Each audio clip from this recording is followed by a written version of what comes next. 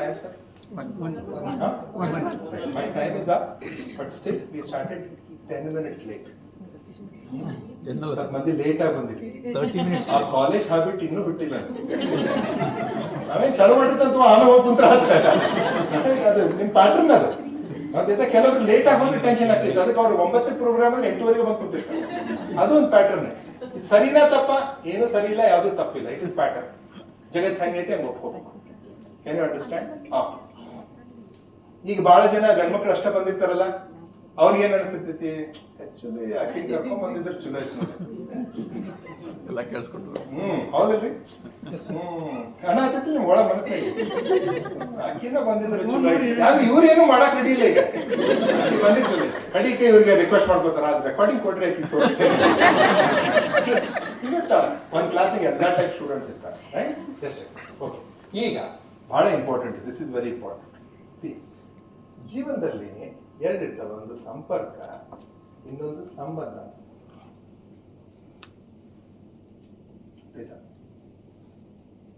Krishna calling ಜೊತೆ ನಂದು ಸಂಪರ್ಕ ಮಾತ್ರ ಇತ್ತು. ಮೇಡಮ್ ಅದನ್ನ ಶಬ್ದದಲ್ಲಿ ಯೂಸ್ ಮಾಡಿದ್ರು.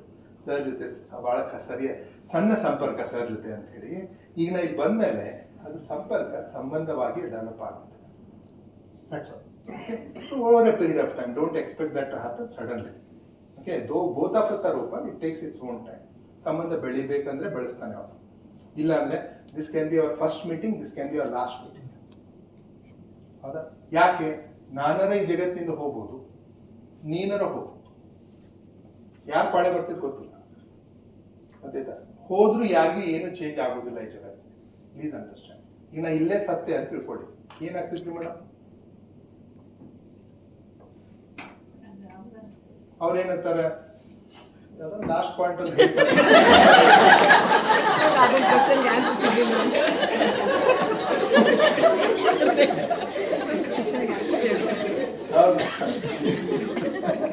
ಅಲ್ಲಿ ಯಾರಾದ್ರೂ ಹೆಲ್ತ್ ಎಕ್ಸ್ಪರ್ಟ್ ಇದ್ರ ಅಂತೇಳಿ, ಹೆಲ್ತ್ ಎಕ್ಸ್ಪರ್ಟ್ ಇಲ್ಲ ರೀ, ಅದಕ್ಕೆ ಅವರು ವೇಟ್ ಇದ್ದವರು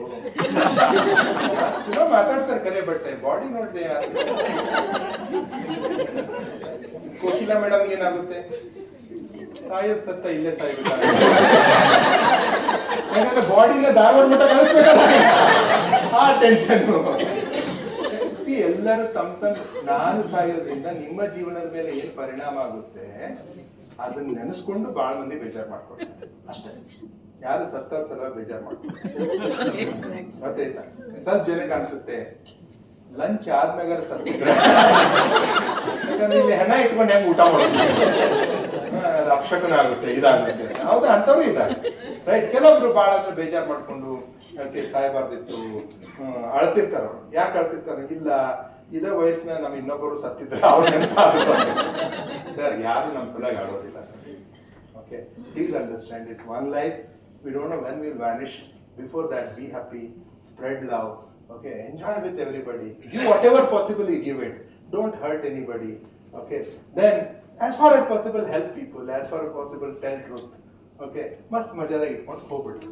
ಅವಾಗ ಒಳ್ಳೆ ಸಂಬಂಧಗಳು ಬೆಳಿತಾವೆ. ಇಲ್ಲ ಸಂಪರ್ಕನೇ ಇರ್ತದೆ. ದಿ ಬಿಗ್ಗೆಸ್ಟ್ ಪ್ರಾಬ್ಲಮ್ ಏನಾಗ್ತಾ ಇದೆ ಇವತ್ತು ಸಮಾಜದಲ್ಲಿ ಅಂತಂದ್ರೆ, ಯಾವ್ದ್ರ ಜೊತೆ ಸಂಪರ್ಕದಲ್ಲಿರ್ಬೇಕು, ಯಾವ್ದ್ರ ಜೊತೆ ಸಂಬಂಧದಲ್ಲಿರ್ಬೇಕು ನಾವು ಕಳ್ಕೊಂಡಿದ್ದೀವಿ. ಪಾಲಕರಾದವರು ನಿಮ್ಮ ವೃತ್ತಿ ಜೀವನ ಜೊತೆ ಬಹಳ ಸಂಬಂಧ ಬೆಳೆಸಿರ, ಮಕ್ಕಳ ಜೊತೆ ಸಂಪರ್ಕದಲ್ಲಿ sift it.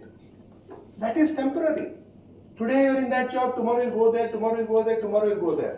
But ಈ ಮಕ್ಕಳು ಸೇಮ್ ನಿಮ್ಮ ಮಕ್ಕಳು. Can you understand? ಇಲ್ಲ ಸರ್, ನಾವು 2-3 ಮನಿ ಮಾಡಿದ್ದೇನೆ ಅಂದ್ರೆ ಏನು ಪ್ರಾಬ್ಲಮ್ ಇಲ್ಲ. ಕನ್ಫ್ಯೂಷನ್ ಆಗ್ರಿ, ಅದಕ್ಕೆ ನಾವು 3 ಮನಿ ಮಾಡಿದ್ದೀನಿ. 3 ಮನೆ ಬೇರೆ ಬೇರೆ ಮಕ್ಕಳು ಅದಾವ. ಇವತ್ತು ಈ ವಾರ ಇರ್ತೀನಿ, ಅವಾಗ ದಟ್ ಇಸ್ ಓಕೆ. ಹೌದಾ? ಬಟ್ ಇಲ್ಲ ಸರ್, ಅದೊಂದೇ ಮನೆ ಸರ್, ಅದೇ ಮಕ್ಕಳು ಅದೇ ಹೆಂಡತಿ ಅಂತಂದ್ರೆ ದೆನ್ ದಟ್ ಈಸ್ ಸಂಬಂಧ ಅಲ್ಲಿ ಬೆಳೆಸ್ಬೇಕು. ನೀವು ಹೋಗಿ ಅಲ್ಲಿ ಹೊರಗಡೆ ಜಗತ್ತಿನ ಜೊತೆ ಸಂಬಂಧ ಬೆಳೆಸ್ತಾ ಇದೆಯಾ, ಇಲ್ಲಿ ಸಂಪರ್ಕ ಮಾಡ್ತಾ ಇದೆಯಾ? If you are in habits, ಏನಾದ್ರೂ ಹ್ಯಾಬಿಟ್ ಇತ್ತು, ರೈಟ್, ಆ ಹ್ಯಾಬಿಟ್ ಜೊತೆ ಸಂಬಂಧ ಬೆಳೆಸ್ಬಿಡ್ತೀರಾ. ಮಕ್ಕಳು ಮರೆ ಎಲ್ಲರ ಜೊತೆ ನೀವು ಸಂಪರ್ಕದಲ್ಲಿರ್ತೀರಾ. This is not. You need to understand ಯಾವ್ದ್ರ ಜೊತೆ ಸಂಬಂಧ ಬೆಳೆಸ್ಬೇಕು, ಯಾವ್ದ್ರ ಜೊತೆ ಸಂಪರ್ಕ ಬೆಳೆಸ್ಬೇಕು. ಗೊತ್ತಾಯ್ತಾ? ಈಗ ಯಾರ್ಯಾರು ರಿಟೈರ್ ಆಗಿದ್ದೀರಲ್ಲ ಸರ್, ರಿಟೈರ್ ಆದವರು ನೀವು ವನಪ್ರಸ್ಥಾಶ್ರಮದಲ್ಲಿ ಬಂದ್ಬಿಟ್ರಿ. ಈಗ ಹೌದಾ? ವನಪ್ರಸ್ಥಾಶ್ರಮ ಅಂದ್ರೆ ಯಾವಾಗ ಬರ್ತೀರಾ ಅಂದ್ರೆ, ಯಾವಾಗ ನೀವು ನಿಮ್ಮ ಮೊಮ್ಮಗ ಇಲ್ಲ ಮೊಮ್ಮಗಳು, ಓಕೆ, ಅವ್ರ ಮುಖ ನೋಡ್ತೀರಾ, ಅದಕ್ಕೆ ಅದು ಬಹಳ ಸೆಲೆಬ್ರೇಷನ್. ಅದು ಯಾವತ್ತೂ ಅವ್ರ ಮುಖ ನೋಡ್ತೀರಾ, ಅದಕ್ಕೆ ಚಿನ್ನ ಒಯ್ತೀರಾ, ನೋಡುವ ಒಂದು ಸ್ವೀಟ್ ಒಯ್ತೀರಾ, ಒಂದು ಸರಿಯಾದ ನಕ್ಷತ್ರ ಗೋತ್ರ ಎಲ್ಲ ನೋಡ್ಕೊಂಡು ಹೋಗಿ ಆ ಮಗು ನೋಡ್ತೀರಾ. ಆ ಮಗು ನೋಡಿದ ದಿವಸ ನಿನ್ ಪ್ರಮೋಷನ್. ಯು ಎಂಟರ್ಡ್ ಇನ್ ಗೃಹಸ್ಥಾಶ್ರಮದಿಂದ ನೀವು ವನಪ್ರಸ್ಥಾಶ್ರಮಕ್ಕೆ ಬಂದೆ ಅವತ್ತು. ಹೌದಾ? ವನಪ್ರಸ್ಥಾಶ್ರಮದ ರೂಲ್ಸ್ ಏನಪ್ಪ? ಗೃಹಸ್ಥಾಶ್ರಮದ ರೂಲ್ಸ್ ಬೇರೆ ಇದಾವೆ, ಹಂಗೆ ವನಪ್ರಸ್ಥಾಶ್ರಮದ ರೂಲ್ಸ್ ಏನು? ಓಕೆ, ಯಾವತ್ತು ನೀವು ವನಪ್ರಸ್ಥಾಶ್ರಮಕ್ಕೆ ಎಂಟರ್ ಆಗ್ತೀಯಾ ಅವತ್ತಿನಿಂದ ನೀನು ಅಡ್ವೈಸ್ ಕೊಡೋದು ಬಿಡಬೇಕು.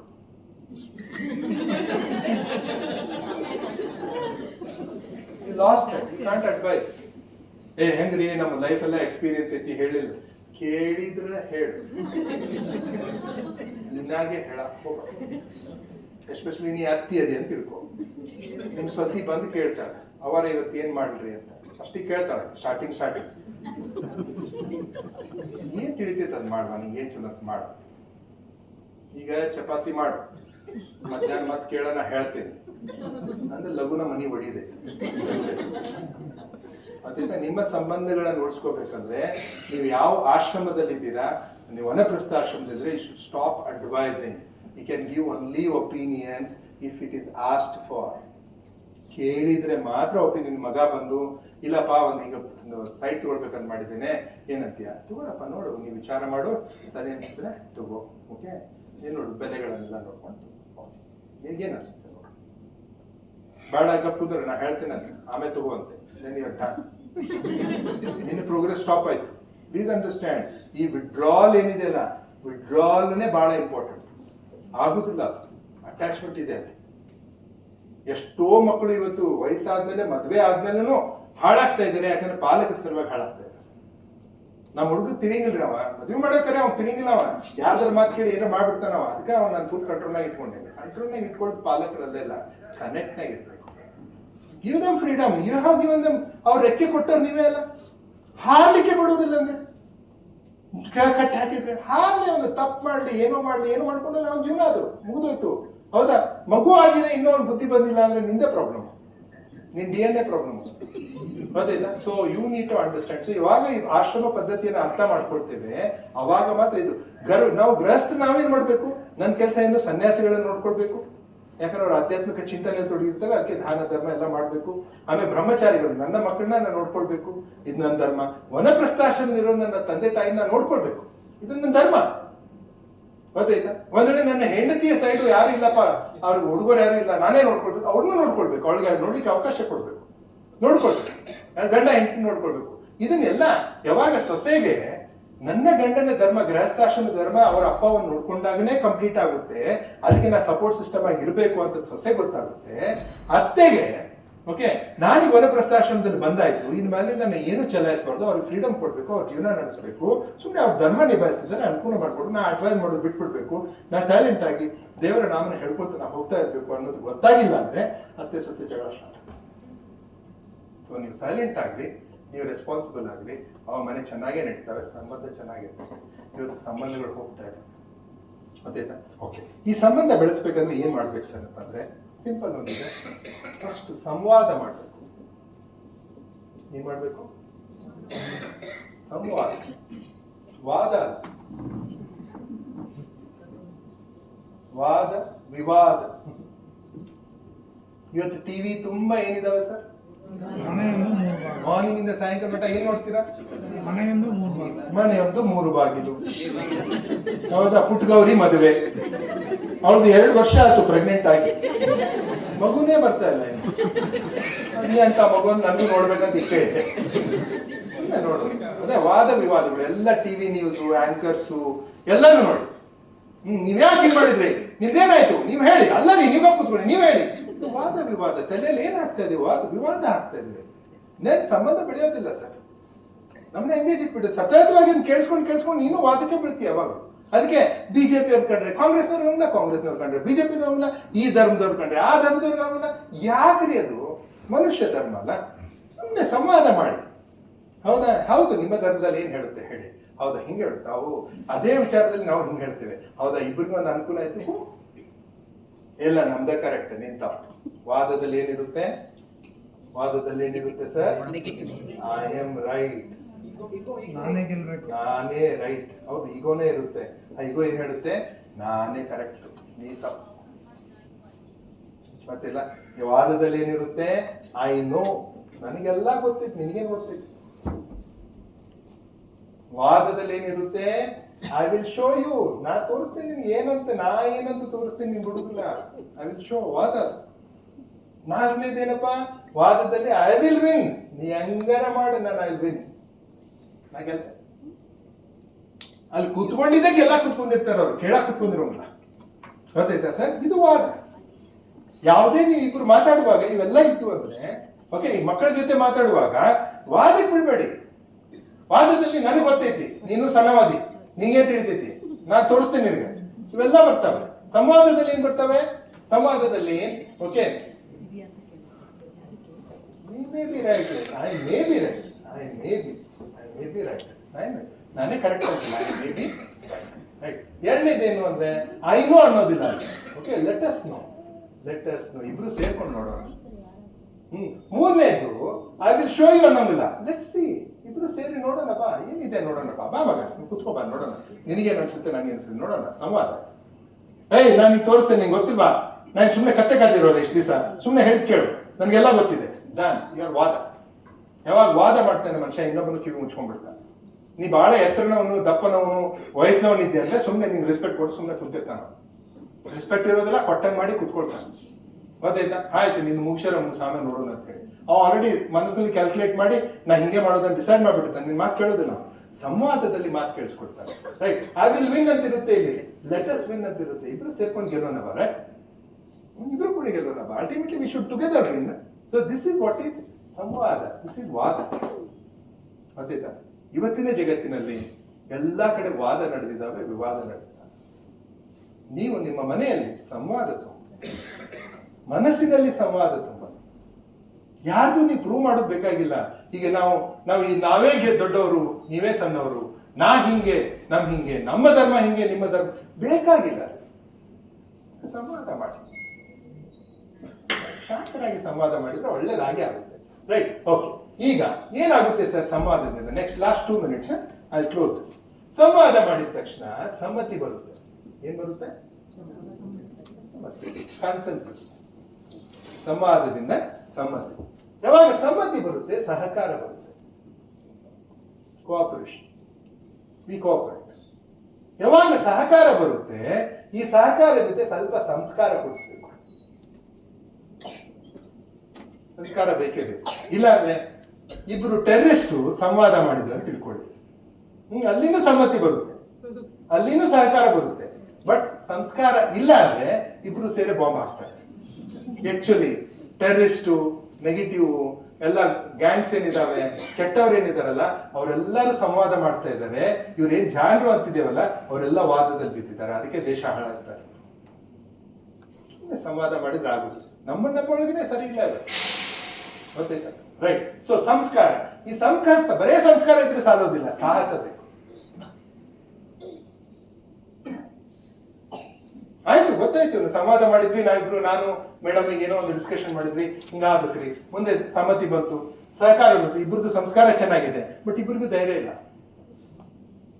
ನಾವು ಹೋಗಿ ಸರ್ಗೆ ಏನೋ ಒಂದು ಹೇಳ್ಬೇಕಾಗಿದೆ, ಇಲ್ಲ ಸರ್ ನೀವು ಮಾಡೋದು ಸರಿ ಇಲ್ಲ ಸರ್, ಯಾಕೋ ನಿಮ್ಮಿಂದ ಬಹಳ ಜನಕ್ಕೆ ಎಫೆಕ್ಟ್ ಆಗ್ತಾ ಇದೆ ಅಂತ ನಾವು ಹೇಳೋದಿದೆ ಇಬ್ರು ಸೇರ್ಕೊಂಡು. ಬಟ್ ಹೇಳಲಿಕ್ಕೆ ಧೈರ್ಯ ಇಲ್ಲ. ಇಂಥವ್ರು ಬಹಳ ಜನ ಇದ್ದಾರೆ ದೇಶದಲ್ಲಿ. ಅದಕ್ಕೆ ಸರ್ ಯಾವಾಗ ಕೃಷ್ಣ ಕಾಲಿಂಗ್ ಇದೆಲ್ಲ, ಮಕ್ಕಳಲ್ಲಿ ಸರ್ ಧೈರ್ಯ ತುಂಬಿ, ಧೈರ್ಯವಂತರ ಕಥೆ ಹೇಳಿ ಅವ್ರಿಗೆ. ಗೊತ್ತಾಯ್ತಾ? ಸುಮ್ಮನೆ ಹೇಳಿಗಳನ್ನು ಮಾಡಬೇಡಿ. ಅದಕ್ಕೆ ಸ್ವಾಮಿ ವಿವೇಕಾನಂದರು ಕವರ್ಡ್ಸ್ ಮಾಡಬೇಡಿ ಅಂತ ಹೇಳಿ. Primary objective of education is to make children fearless. ಧೈರ್ಯವಂತರ ಮಾಡಬೇಕು. ಇವತ್ತು ಸಾಹಸ ಇಲ್ಲ, ಸಂಸ್ಕಾರನೂ ಇಲ್ಲ, ಸಾಹಸನೂ ಇಲ್ಲ, ಸಂವಾದ ಅಂತೂ ಇಲ್ಲೇ ಇಲ್ಲ. ಸಮ್ಮತಿ ಎಲ್ಲಿಂದ ಬರುತ್ತೆ ಸರ್? ದಿನ ಹೊಡೆದಾಡಿ ಸಾಯ್ತಾ ಇರೋದು. ಗೊತ್ತಾಯ್ತಾ? ಇದು ಯಾವಾಗ ಅಷ್ಟು ಬರ್ತವೆ ಮಕ್ಕಳಲ್ಲಿ. ನೀವು ಕಲಿಸ್ಬೇಕಾಗಿದ್ದೀವಿ, ಆಯ್ತು, ಸಂವಾದದಿಂದ ಜೀವನ ಹೆಂಗ್ ಮಾಡ್ಬೇಕು, ಸಮ್ಮತಿ ಹೆಂಗ್ ಬರಬೇಕು, ಆಮೇಲೆ ಸಹಕಾರ ಅಂದ್ರೆ ಇದು ತಿಳಿಸ್ಕೊಡ್ಬೇಕು. ಅಟ್ ದ ಸೇಮ್ ಸಂಸ್ಕಾರ, ಸಾಹಸ ಇದಿದ್ದಾಗ ಏನಾಗುತ್ತೆ ಗೊತ್ತಾಗಿದ್ರೆ, ದೆನ್ ನಿಮ್ಮ ಜೀವನದಲ್ಲಿ ಸಮೃದ್ಧಿ ಬರುತ್ತೆ, ಸಂತೃಪ್ತಿ ಬರುತ್ತೆ, ದೆನ್ ಸಂತೋಷ ಬರುತ್ತೆ. 3 ಬಹಳ ಇಂಪಾರ್ಟೆಂಟ್ ಜೀವನ. ಸಮೃದ್ಧಿ, ಸಂಪತ್ತು ಅಲ್ಲ, ಸಮೃದ್ಧಿ. ಸಮೃದ್ಧಿ ಅಂದ್ರೆ ಒಳಗಡೆ ಇರೋದು. ನಿಮ್ ಕಡೆ 100 ಕೋಟಿ ರೂಪಾಯಿ ಇದೆ, ದೊಡ್ಡ ಕಾರ್ ಇದೆ, ಅಲ್ಲ ಅಲ್ಲಿ ಒಂದು ಮಗು ಹೊಟ್ಟೆ ಹಸಿದು ಬಿದ್ದು ಓಡಾಡ್ತಾ ಇದೆ, ನಿನ್ ಕೈಯಲ್ಲಿ ಒಂದು ಬರ್ಗರ್ ಇದೆ ತಿನ್ಬೇಕಂತ ವೇಟ್ ಮಾಡ್ತಾ ಇದೆಯಾ, ಕಿಟಕಿಯಿಂದ ನೋಡ್ತಾ ಇದ್ರು ಅಳ್ತಾ ಇದೆ, ಗೊತ್ತಾಯ್ತಾ? ಆದ್ರೂ ನೀ ಕದ ಹಾಕೊಂಡು ಹೋದಿ ಅಂದ್ರೆ ನಿನ್ನಂತ ಬಡವನೇ ಯಾರು? ಹೌದಾ? ಅದನ್ನ ಕದ ತೆಗೆದು ಅದಕ್ಕೆ ಹೋಗಿ ತಿನ್ನಿಸಿ, ತಿನ್ಲೇ ಮಗ ತಿಂದು ಒಂದ್ ನೀರು ಕುಡಿಸಿ ಅದ್ರ ಕಣ್ಣಲ್ಲಿ ಆ ಪ್ರೀತಿ ನೋಡಿ ಅದನ್ನ ಸುಖ ನೋಡಿದ್ರೆ ನಿನ್ನಂತ ಸೌಕಾರ ಯಾರು? ಗೊತ್ತಾಯ್ತಾ? ಅದು ಬಡತನ, ಮಾನಸಿಕ ಬಡತನ ಬಹಳ ಇದೆ ಇವತ್ತು. ದೊಡ್ಡ ದೊಡ್ಡ ವ್ಯಕ್ತಿಗಳದೇ ಮಾನಸಿಕ ಬಡತನ ಇದೆ, ಅದಕ್ಕೆ ಈ ಜಗತ್ತು ಬಡತನ ಆಗ್ತದೆ. ಬಹಳ ಬಡವರಿದ್ದವರು ಮಾನಸಿಕವಾಗಿ ಶ್ರೀಮಂತರಿದ್ದಾರೆ. ಏನು ಸೊ ಮಕ್ಕಳಲ್ಲಿ ಅವನ್ನೆಲ್ಲ ಕಲಿಸ್ಬೇಕು. ಅದು ಸಮೃದ್ಧಿ, ಸಂತೃಪ್ತಿ ಮತ್ತು ಸಂತೋಷ ಇದ್ದಾಗ ಜೀವನದಲ್ಲಿ ಸಮಾಧಾನ ಇರುತ್ತೆ. ಹೌದಾ? ಈ ಸಮಾಧಾನ ಬರೋದಕ್ಕೆ ಇಷ್ಟೆಲ್ಲ ಮಾಡ್ತಾರೆ. ಏನು ಅಂಡರ್ಸ್ಟ್ಯಾಂಡ್? ಈ ಸಮಾಧಾನ ಎಲ್ಲಿಂದ ಬರುತ್ತೆ ಅಂದ್ರೆ ಸಂವಾದದಿಂದ ಬರುತ್ತೆ. ಯಾವಾಗ ಸಮಾಧಾನದಿಂದ ಇರ್ತೀಯ ಅವಾಗ ನಿನ್ ಸಂಬಂಧಗಳು ಚೆನ್ನಾಗಿ ಬೆಳಿತಾವೆ. ಸಂಬಂಧದಲ್ಲಿದ್ರೆ ಒಳ್ಳೆ ಪ್ರೀತಿ ವಾತ್ಸಲ್ಯ ಇರುತ್ತೆ, ಬ್ಯೂಟಿಫುಲ್ ಆಗಿ. ಇಲ್ಲ ಅಂದ್ರೆ ವಿ ಜಸ್ಟ್ ಕೊಲ್ಲಾಪ್ಸ್ ಎವ್ರಿಥಿಂಗ್. ಇದು ಅಪ್ಪ ಭಾರತ ಅಂದ್ರೆ ಇದು. ಇದರಲ್ಲಿ ಯಾವ್ದಾದ್ರು ಒಂದು ಮಿಸ್ ಮಾಡಿದ್ವಿ, ಯಾವುದೇ ಸಂಸ್ಥೆಗಳಲ್ಲಿ ಏನೇ ಇರಲಿ, ಇದರಲ್ಲಿ ಒಂದು ಮಿಸ್ ಮಾಡಿದ್ರು ಅಂತ ತಿಳ್ಕೊಳ್ಳಿ ಅವರು, ಗೊತ್ತಾಯ್ತಾ? ದೆನ್ ಅವ್ರು ವಾದಕ್ಕೆ ಬೀಳ್ತಾರೆ. This world is not to prove yourself that you are great. People will know that you are great.